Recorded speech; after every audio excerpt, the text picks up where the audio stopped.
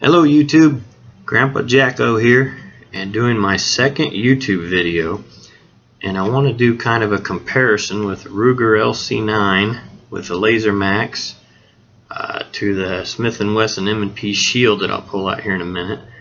And I'm doing it kind of quickly because we are selling this gun tomorrow. Not because it's a bad weapon, not because Ruger has any faults with it, and sorry, you're going to get flashed and I'm going to get flashed. I want everyone to see all the angles over there. There's no magazine, and it is an empty chamber, and I'm going to put an empty magazine in now. It holds 7. That's the flat base plate. But not because it's a bad gun. We really think it's a great gun, but we kind of fell in love with the M&P Shield, my wife and I. She had the LC9, and I had a Ruger P95 as our first handguns. We've only been around them now about, I don't know, 4 or 5 months. And every review we kept seeing on the Ruger LC9 was like, oh my god, the trigger's horrible, the trigger's horrible. And we didn't know anything to compare it to. And when we got it, we shot it quite a bit, and we kept making comments about how trigger didn't seem that bad to us. It's a double action only trigger. And I thought it was kind of funny in some of the comments. I remember one guy said, that trigger is so long, I started pulling it all the way back to 1988. And another guy said he had to pull it all the way back to his shoulder. It's kind of a long trigger pull. It really is. It's double action only. But we didn't mind it until I went and I sold the P95. Not because it was a bad gun either, but simply because it was like trying to carry a RPG rocket launcher in my holster. It was so big for me. I know I've seen videos where people are carrying it, and more power to you, but I couldn't make it work for me comfortably, so I sold it and come up with the M&P Shield 9mm. You see it's empty as well. Nothing in the chamber, no magazine.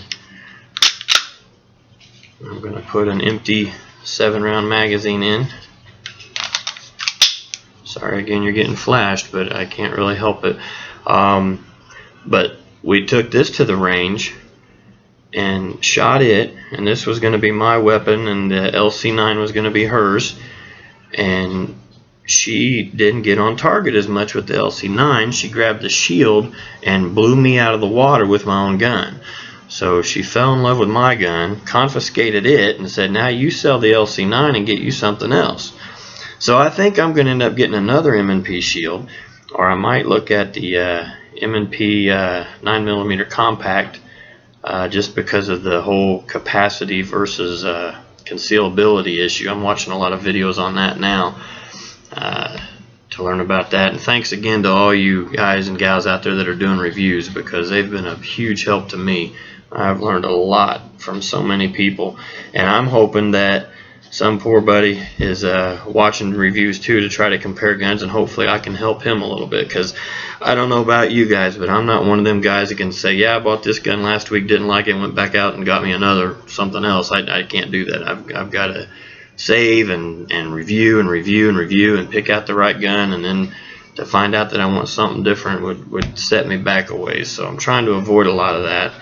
I'm hoping that someone that's in my shoes can watch this and kind of get a good idea of what they're looking for. Maybe I can help them out with that. But I wanted to show the size of these two compared to each other, so that if someone's trying to compare the difference and decide which one to get, they might have a better idea. The only dimensions I remember are the LC9 is a .90 width and the Shield is .95. And both of them, I've carried both of them, and they just carry great. Hardly know that they're there, and I'm still using cheap holsters. I'm filling up my holster drawer pretty quickly, but I'm about to get into maybe an alien gear or a crossbreed.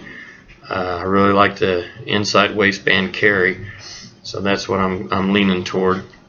But they just carry great. Now I will mention, I made a joke about how somebody had said, well, the Shield is so much heavier than the LC9. And I don't remember the weights of them. I'm sorry, you'll have to look those up on the net. I don't remember the weights, but I remember I carried the LC9 in my front pocket with a cheap pocket holster for a while. And when I put the Shield in my front pocket, I thought, wow, that is a big difference. So it was kind of funny doing it that way. but I've carried both of them in my front pocket with a just a cheap Black Hawk number 3. Now don't yell at me for using the cheapies. I'm still researching to find something better, but this is what I used, a Black Hawk number 3. I think it's actually for revolvers. It was $9.99 at Wally World, so I grabbed it so that I could experiment different ways to carry it, and that's how the shield fits in it. And it did great. It never come out of the pocket, and the gun come out all by itself without it. I would put it in the inside waistband, and it stuck to my waist, and the clothing held up really well. I'm going to look at some Remoras and some other ones, but for $10, you know, just to try it out and see how it worked, and I was happy with it. But I wanted to show the comparisons of the two. Let me get to, I don't know how much time I'm going to have, so I'm going to kind of hurry up a little bit. I'm still new to YouTube, so I want to change the mags now. Here's the Ruger with an empty, still a 7 capacity with the pinky extension on it. And then I'll compare that to the Shield. It's empty with the 8 round. Makes it a lot longer. Gives you a good grip. And that was kind of the reason I wasn't really so hung up on the LC9. I think, to me, somewhere when it gets so thin, I think you've gone the other way for comfort. It has a little, I don't have very large hands really, and it just, holding on to it just kind of has a little wobble to it. Now I know you're going to get a tight grip and you're going to hang on to it for dear life and all that, but it just, when you're holding it, you're just like, it's just not really that comfortable. Now, if something were to happen, I'd be in a threatening situation, yeah, I'd pull it right out and start firing, and I'm sure I wouldn't even think about the grip. But if I had to make a comparison, that Shield just has a better grip for my hand. It just fits better. And I've held the 9mm compact M&P that I want to test it some more. I think I like it even better. But this one just really fit a lot better. But I don't want to seem like we're bashing Ruger, because we're not. But when my wife shot the Shield, she said, that's it, I want the Shield. The trigger, it really made that much of a difference. Now we're selling it to some friends that are revolver people, and they're used to double action triggers, and they've looked at LC9s, they've shot them, they really enjoy the trigger, and I say more power to you, because it's really not a bad trigger. It's just different. It's just double action only. It's a stronger trigger. Still unloaded. Still nothing in the mag. And it's just really, I don't know if I can even get an angle for you to see this with. It's just slacks right here. There's a slack, and then I'm pulling, and I'm pulling, and I'm pulling. Here's a reset. You'll get a click. That's not the reset. There's nothing there. Go a little further. There's a reset. So it's not a bad gun though. It really isn't. It shot well. She shot a lot better with the Shield, and the guys at the range really razzed me about how I got outshot by a girl with my own gun. So she's taking it now, and I'll be shopping again, which means I'll be watching all you guys again for other reviews to see what I'm going to get next. And to be honest with you, I think I'm going to stick with the M&P. I've been looking at the Taurus PT111 G2 that has really gotten some good reviews that I'm leaning toward. I'm going to try to weigh the two of those out, but she outshot me. I got to be honest with you.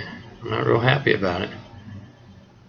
But hopefully this will help some of you to decide, you know, at least if nothing else, at least between an M&P Shield and a LC9.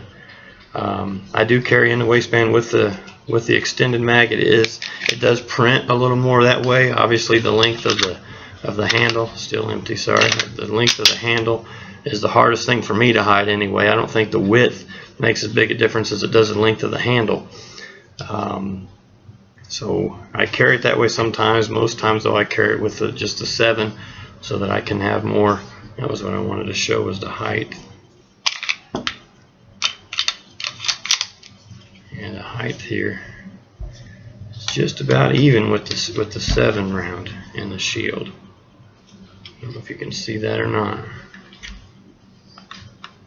But anyway, I hope this helps. I appreciate the comments. I've had a few likes and a few comments, and I appreciate that.